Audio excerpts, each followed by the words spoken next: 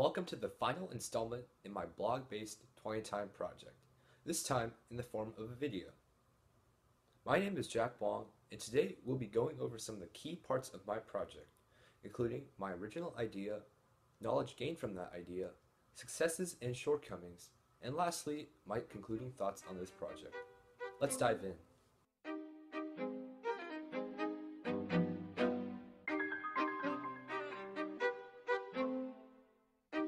As you all know, this project is an emulation of an old Google policy in which workers could devote 20% of their time to personal endeavors, bringing out the creativity that could contribute to the website.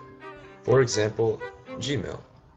When I was presented with this choice back in September, I knew exactly the topic that would suit me: finance.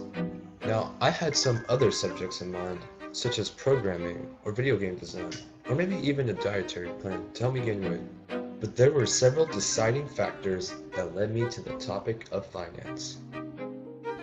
First off, business and finance have always been a part of my family, and it was my mother, who is an accountant with dreams of becoming a financial analyst, that pushed me in this direction.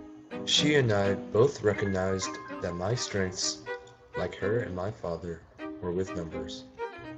Of course, other fields, such as engineering or computer science, also require a high level of critical thinking, but those fields generally have more job openings and less competitiveness than finance. Thus, the reason I chose this to be my topic was to see if I was truly interested in it, because regretting a decision as important as a major later down the road is something I'd rather avoid. With finance as my general topic, I split the project into two main components, the first being my own experimentations in the stock market using TD Ameritrade, and the second being my own lessons on beginner investment topics, which serve to educate both others and myself as I prepare the materials to include in the lesson.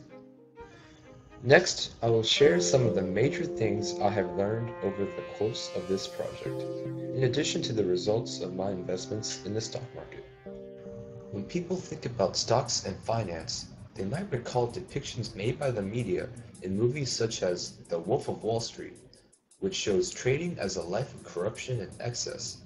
But in reality, investing is an undoubtedly morally sound and pragmatic method to ensure financial stability in life. Unlike the movie's illustration of stock trading as a loud and hectic process, most transactions nowadays take place online and on digital exchanges such as the Nasdaq, rather than the physical New York Stock Exchange. But before we get into anything else, we need to ask ourselves, what exactly is stock trading? And more importantly, what is the stock itself? Simply put, a stock is a share in the ownership of a company.